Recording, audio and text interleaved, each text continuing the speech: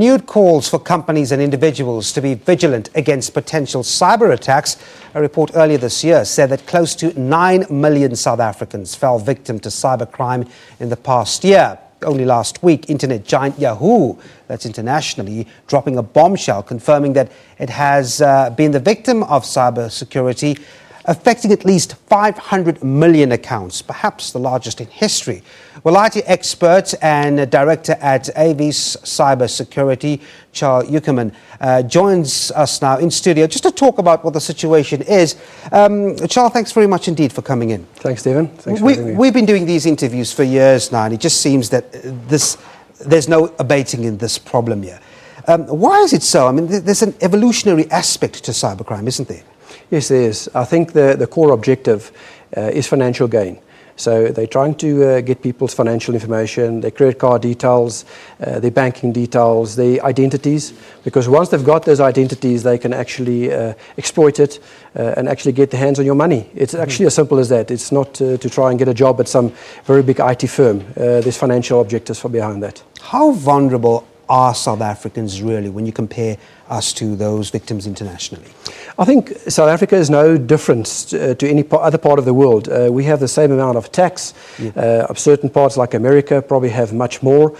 But South Africa, from an African continent point of view, is the most targeted from all. And we can understand because we've got a very developed economy, we've got a very good banking system. So there's a large focus on South Africa from a cyber syndicate criminal point of view. Yeah, if we move away now, let's just talk about the practicality of it. We move away from our desktops. All of us are on smartphones. Are our devices particularly at risk? Devices are very much at risk. I think if you've got an Android device, you're even more at risk than any of the others because those are the ones that are exploited 99% of the time.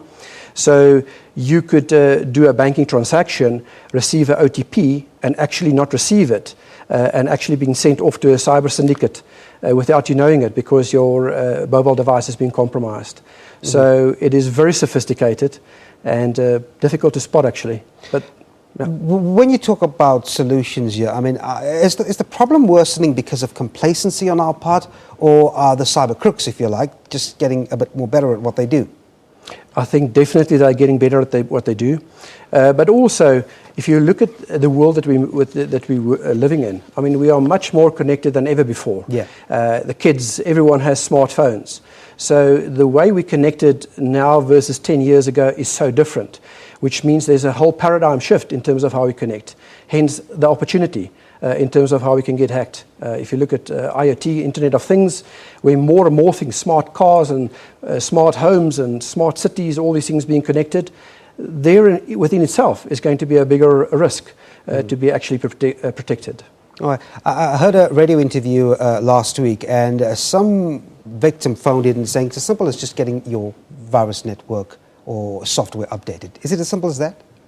I think for the average user, there are two things, and the answer is definitely yes. Don't try and download the free version of antivirus. There is nothing like free. There are even some of that free antivirus that you can get that are actually cyber criminal inspired. So they use that to actually gain access to the so-called free antivirus. And also updates, normal updates like Windows updates and patch updates and things like that.